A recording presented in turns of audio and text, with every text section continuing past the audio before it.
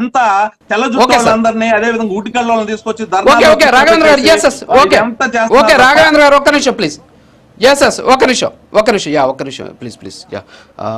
హర్షవర్ధన్ గారు, ఇప్పుడు ఇవన్నీ పక్కన పెట్టేస్తే ఇప్పుడు వైఎస్ఆర్ కాంగ్రెస్ పార్టీకి ఫైనల్గా డిఎస్సిలో జరిగినటువంటి అక్రమాల మీద వాళ్ళకు వచ్చినటువంటి క్లారిటీ ఏంటి అంటే, అసోసియేషన్లు క్రీడా సంఘాలు ఇచ్చినటువంటి సర్టిఫికేట్లు కొన్ని ఫేక్ ఉన్నాయి. ఒకటి అంటే దీనికి గతంలో ఒలింపిక్ అసోసియేషన్, దాన్ని కూడా 2 విభాగాలు ఉన్నాయి.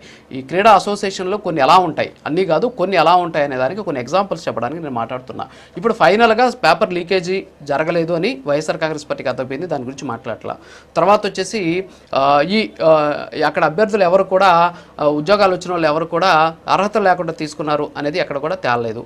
తర్వాత హారిజంటల్ వర్టికల్ రిజర్వేషన్లకు సంబంధించి ఏం తేలి. ఇప్పుడు ఫైనల్గా స్పోర్ట్స్ కోటాలో వాళ్ళు సబ్మిట్ చేసినటువంటి సర్టిఫికేట్లు కొన్ని ఫేక్ ఉన్నాయని చెప్పేసి కొన్ని డాక్యుమెంట్స్ ఆధారాలు చూపించారు. ఫైనల్గా వాళ్ళు స్టాండ్ అవుతోంది అది స్పోర్ట్స్ కోటాలో ఒక 4 అభ్యర్థులకు సంబంధించింది మాత్రమే వాళ్ళు లేవనెత్తుతున్నారు.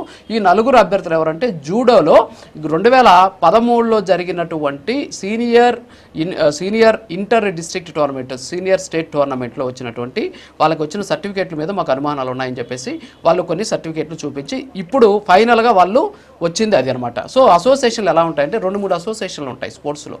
ఇప్పుడు జూడోలో వీళ్ళు ఒక సర్టిఫికేట్ తెచ్చారనమాట, ఒక అప్లికేషన్ ఒక అసోసియేషన్ అధ్యక్షుడు ఇచ్చాడు.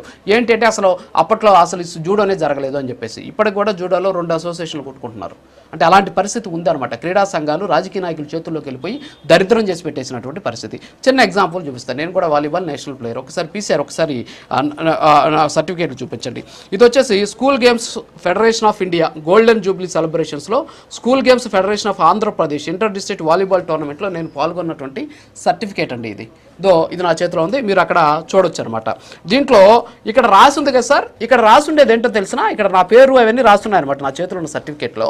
ఈ రాసింది ఎవరో తెలిసినా మా అన్న రైటింగ్. అది ఎందుకు మా అన్న రైటింగ్ అంటున్నాను అంటే, ఇది నాకు ఊరికినే ఇలా ఎంటీ సర్టిఫికేట్ ఇచ్చేసారు నాకు. అప్పుడు వాలీబాల్ టోర్నమెంట్ అయిపోయింది, బయలుదేరే ముందు కట్టగట్టి ఇలా ఇచ్చేసారనమాట. మీరు ఎంతమంది వచ్చారు? 12 మంది. ఇదిగో 12 సర్టిఫికేట్లు అని ఇచ్చేస్తే నాకు ఒక సర్టిఫికేట్ ఇచ్చారు.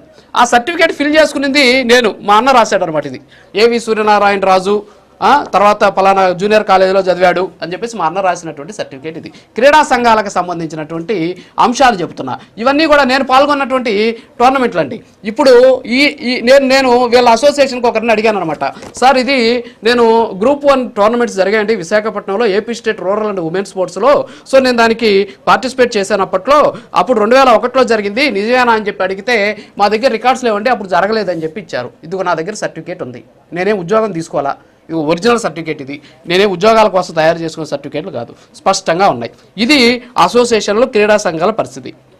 ఏమంటారు మీరు చూడొచ్చు. వెంకటేశ్వర యూనివర్సిటీలో వాలీబాల్ విన్నర్స్ మేము యూనివర్సిటీ స్థాయిలో, తర్వాత బాల్ బ్యాడ్మింటన్లో రన్నర్ ప్లేస్. సో ఇన్ని ఉన్నాయి, నాకు కూడా ఉన్నాయి, నేను కూడా స్పోర్ట్స్ మెన్ అనమాట. సో కాబట్టి నాకు ఆవేదన ఉంది. అందుకే రామారావు గారికి చేతులు మొక్కింది, క్రీడాకారులు దయచేసి మీరు ఇలా అనొద్దు అని చెప్పేసి. రియాక్ట్ అవ్వండి సార్. బాగా చెప్పారు. ఇక్కడ నేను ఒకటే చెప్పదలుచుకున్నాను. ఇందాక తెలుగుదేశం ప్రతినిధి